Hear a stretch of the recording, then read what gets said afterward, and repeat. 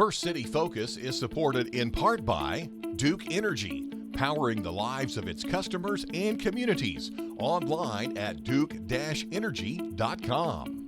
Good Samaritan, a regional healthcare center offering a variety of services from primary care to same-day joint replacement surgery and more.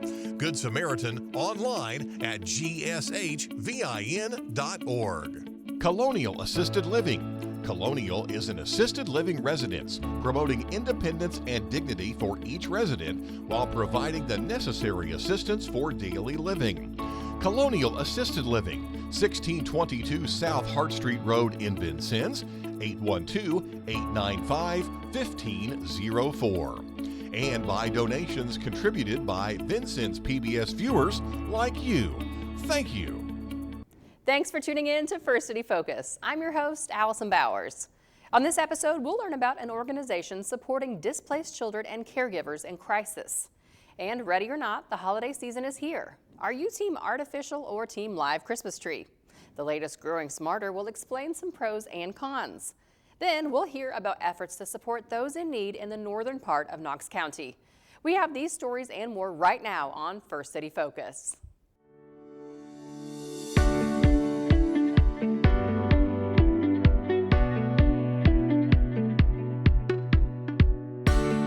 The holiday season can be a time of great need in our community, but so many of our local organizations are in the spirit of giving year-round. My guest today is a wonderful example of that.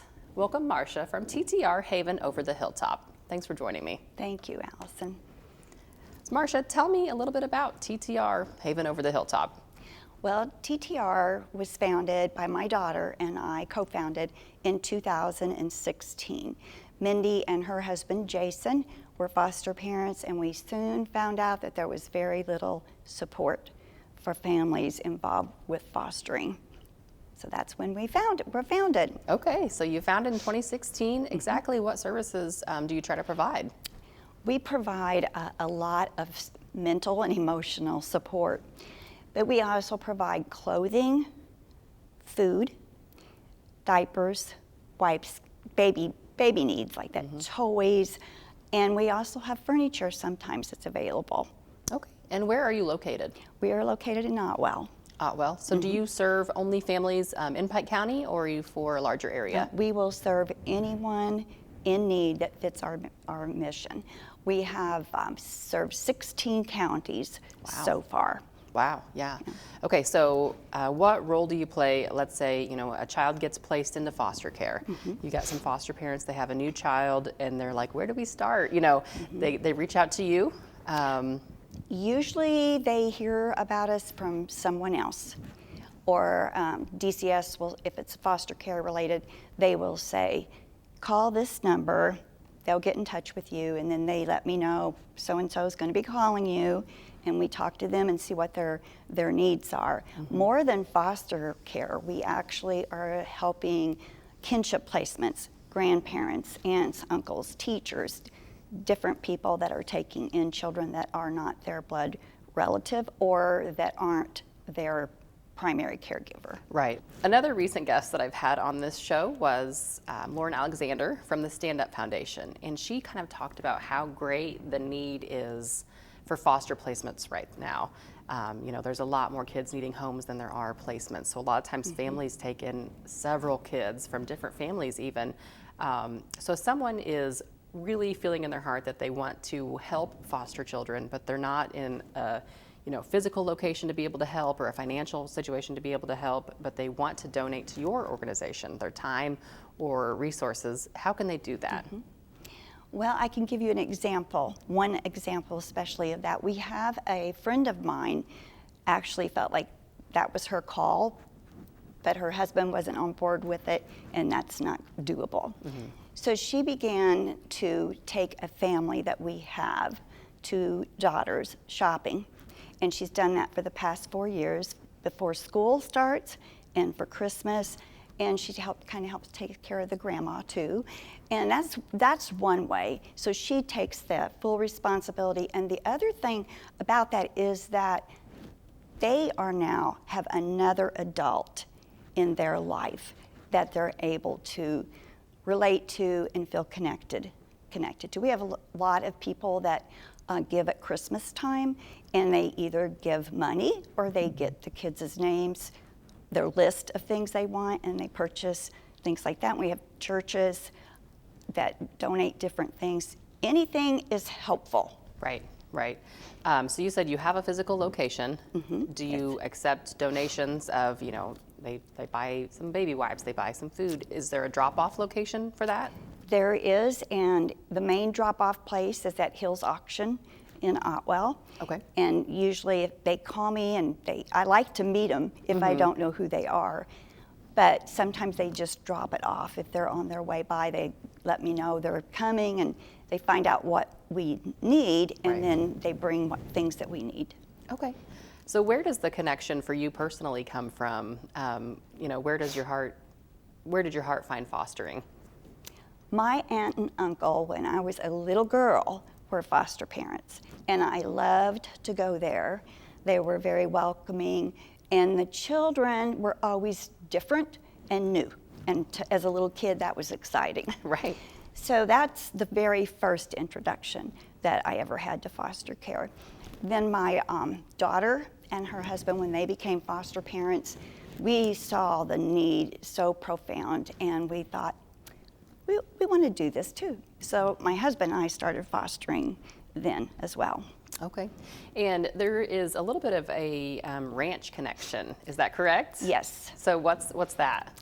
Well, my daughter and her husband, Mindy and Jason, they have a ranch, and it's called TTR. It stands for Triple Threat Ranch. And when we founded TTR, Mindy really wanted to use those same letters. So we worked to come out with the words that were appropriate for our acronym. Right, right. So you provide these services. Do you have any kind of events throughout the year to kind of raise awareness? Yes. Depends on the need in the community, what is going on, but usually our goal is sometime in the summer and once in the fall. Those are pretty well definites, and then other times. Sometimes we do Christmas. April, we join DCS for Child Abuse and Awareness Month. But what we've started to do that we found out has really been helpful is we have family events. All of our families that are involved with us, they're invited to come and bring their children, and we have a meal, they play games, we may have education. We've had Crisis Connection come on one evening and educated the families. And if you're a licensed foster parent, education is critical. You have to have so many hours every year to stay a foster parent. So what we found out when we did that was all of these kids come and they look at somebody and they're like, oh, you're at my school. And being in foster care is not something that someone announces. Right. Or they're proud of, and they're embarrassed, and sometimes it's hard to fit in. But once they know there's other children like them, it really builds up their esteem, and they become close friends a lot of times. Right, right, because they have that connection. And like you said, sometimes then even at those events, the adults can realize, hey, I have someone that I can lean on. There's no need to be, no matter which end they're on for foster, right? Yes. So they're all invited to these events. Yes. And they can find, friendship and guidance from everyone at the events. Yes. Not just you guys with your organization, but the others as well. So yeah, what a great opportunity you're providing. We've had several times where the grandparents come together and the aunts, uncles, with the foster parents. They can learn from each other, which is really great. And then those grandparents, their situation is a little special because it's their own children that were involved. And there's a lot of undeserving judgment sometimes that people give them. And they get that support from other grandparents that know what they feel and how hard it is. And if they can join forces and help each other out or just be that support system, that's powerful stuff. Right, yeah, because I think so many times, I think grandparents are ready to settle into the grandparent role, and then having to become a parent again is just a totally new set of challenges. You know, they've done it before, but times have changed, and they're older, and you know, there's set of challenges that regular grandparents who get to be grandparents don't understand. And I think so you having you know, resources and things like that can help them out. And I think kinship, you know, is always the placement that you hope for, right? I mean, and that's, you're trying to keep the families together. So that's an amazing thing that you guys are providing. So do you have anything else you'd like to add? Or if someone kind of, you know, is in one of our watch areas and they have a foster child and they think they might benefit, how do they contact you? They can contact us through Messenger. They can go to our Facebook page, TTR Haven Over the Hilltop, or they can call, phone number 812-789-6652. So they can do that, call, or even get in touch with their county agency for DCS, and that's helpful. A lot of information gets shared by word of mouth. We've helped other people, and then they'll say, hey, I think these people can help you. Right, exactly. So anyway, thank you so much for coming today, Marcia. I think your organization is just something that the community needs. And like I said before, it takes people with the heart for volunteering to step up and fill these gaps in our community that are really needed. You know, there's nothing there for them until people like you step up and create them. So thank you, Marcia, for spreading your information and coming on this show. And if you would like to contact her, the phone numbers are listed, and you can follow them by following their Facebook page. Are you team live tree or artificial? You might change your mind after you see the next episode of Growing Smarter.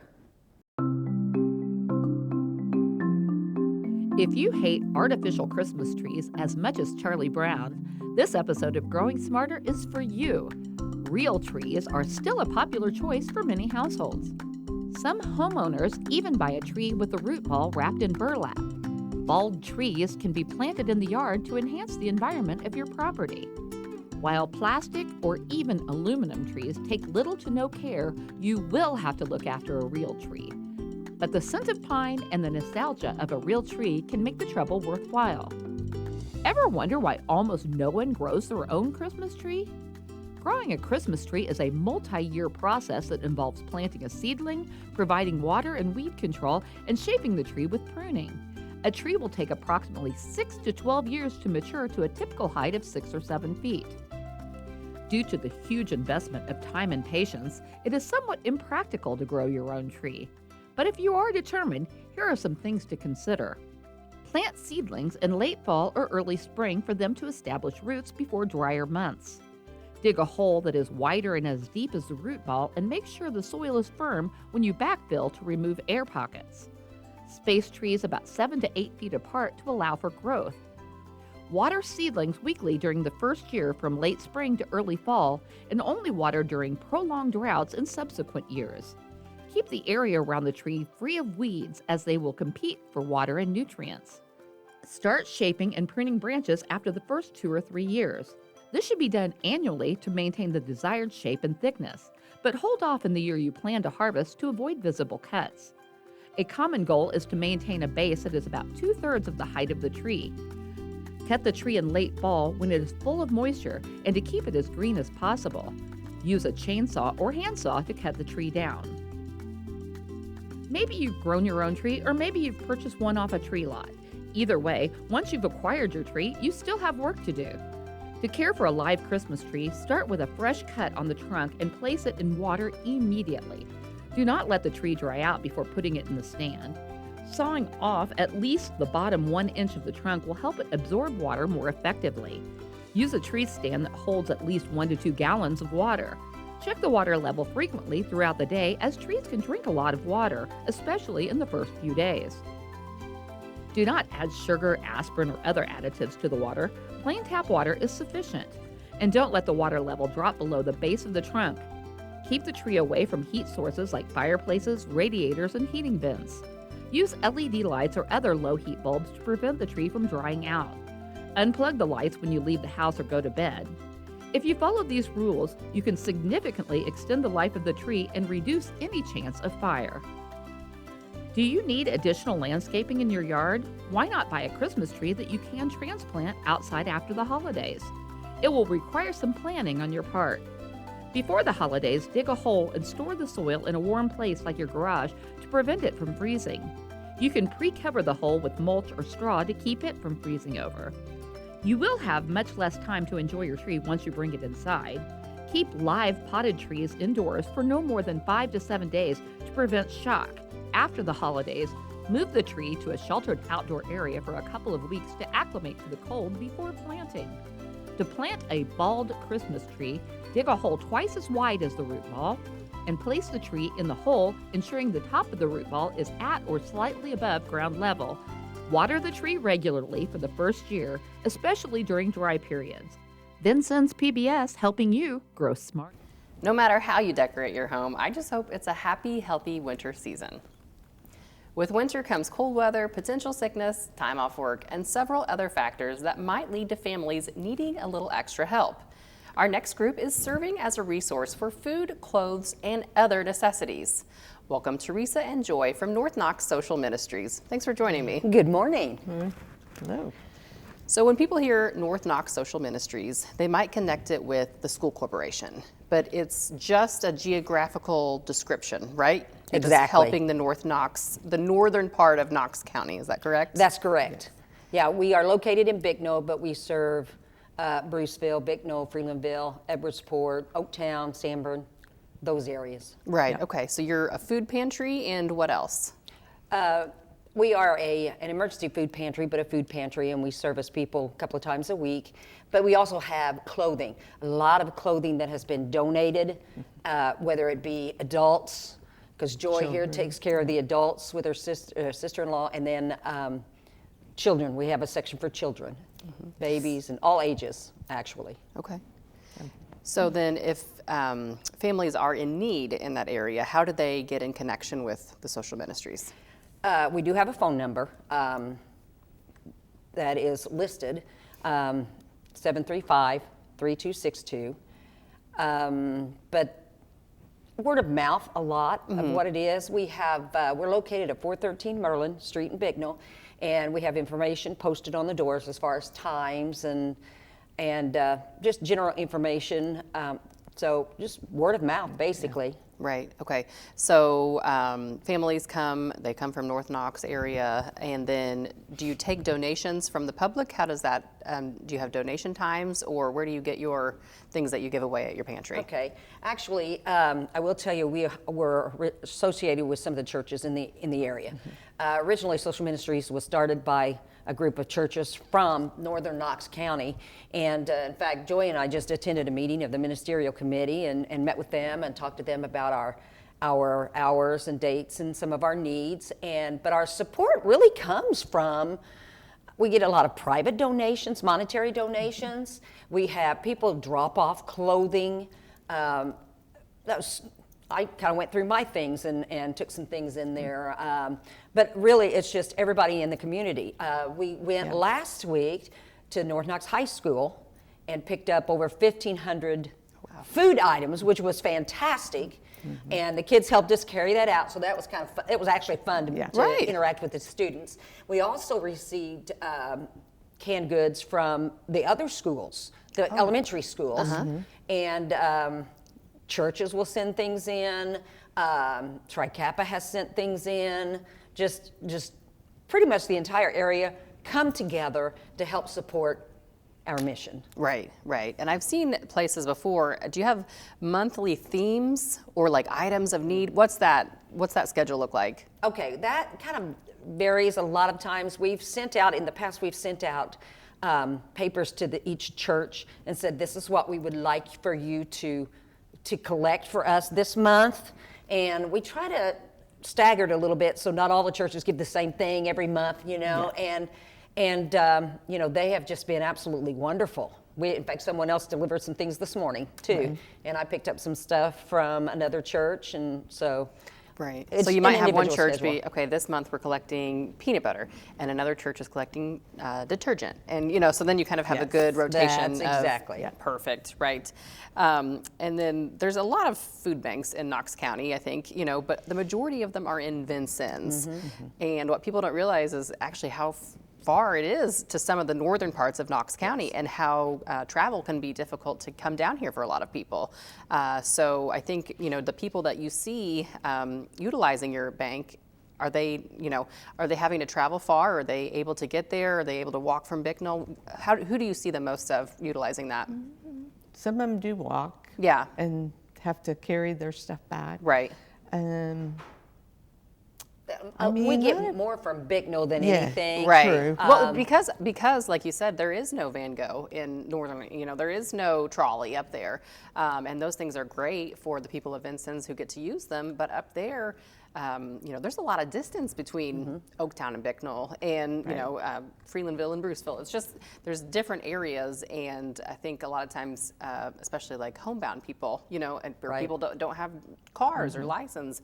But I think that having a place in Bicknell is definitely closer than Vincennes for those people.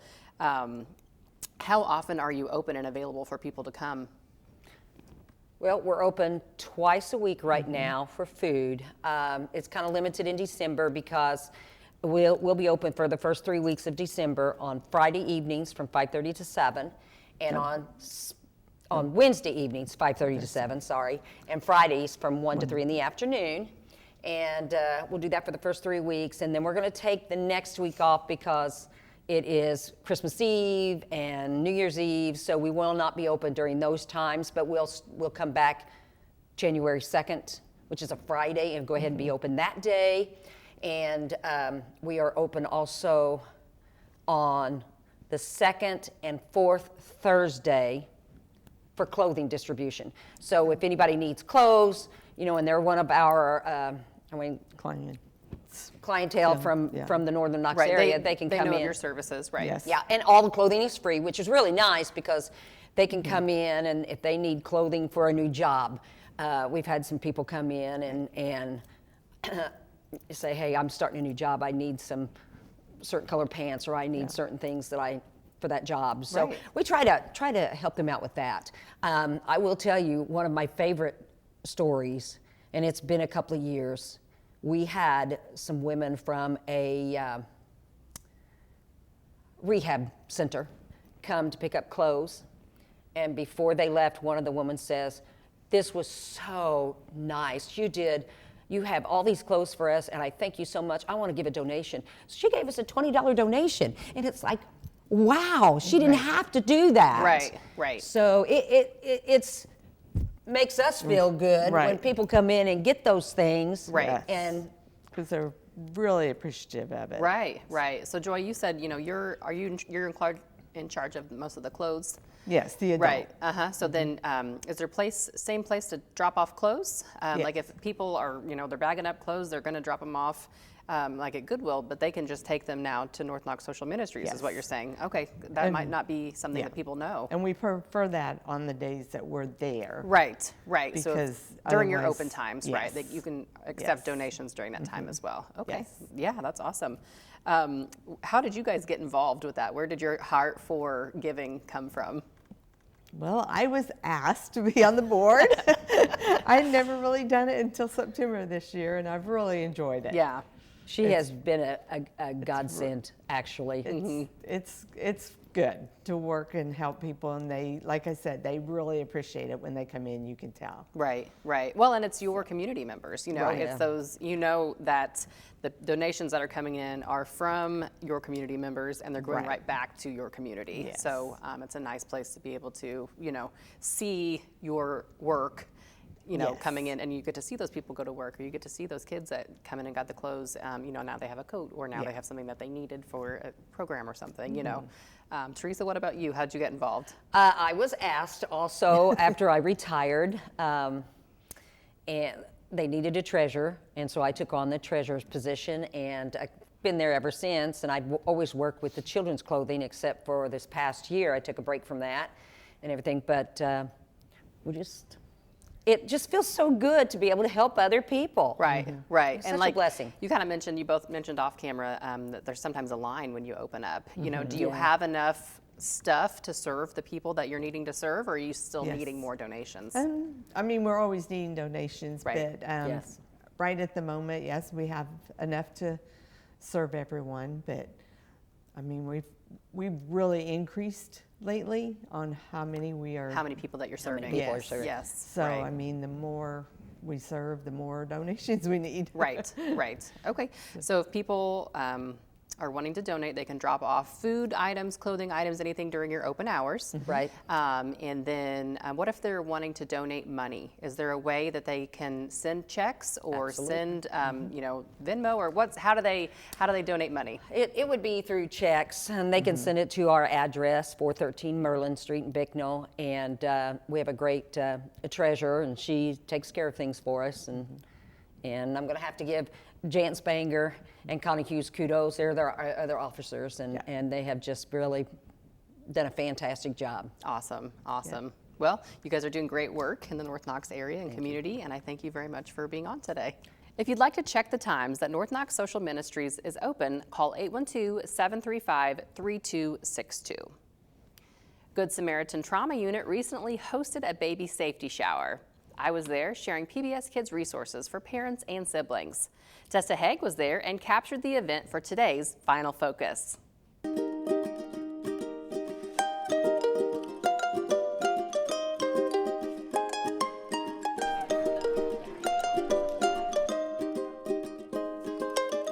This is a program that Trauma Services started in 2017. It is to help moms in their second and third trimester, and it's a way to give them education for the first year of the baby's life, like infant CPR, safe sleep, car seat installation, and then at the end they do get a car seat, and then we also have gifts that are given away, so it's a great way for them to get education.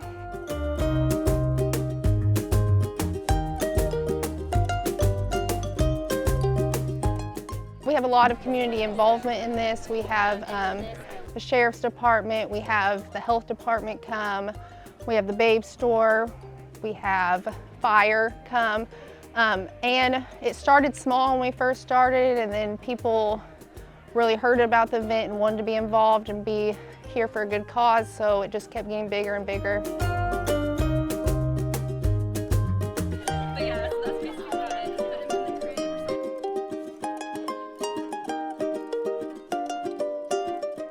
For vendors, it helps them promote their services that they have, and then as a community, we are hoping to decrease infant mortality.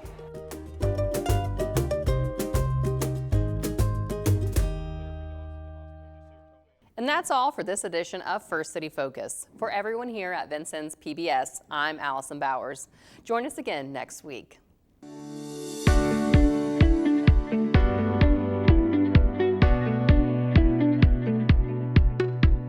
First City Focus is supported in part by Duke Energy, powering the lives of its customers and communities. Online at duke-energy.com. Good Samaritan, a regional healthcare center offering a variety of services from primary care to same-day joint replacement surgery and more.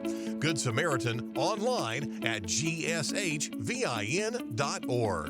Colonial Assisted Living. Colonial is an assisted living residence, promoting independence and dignity for each resident while providing the necessary assistance for daily living. Colonial Assisted Living, 1622 South Hart Street Road in Vincennes, 812-895-1504. And by donations contributed by Vincennes PBS viewers like you. Thank you.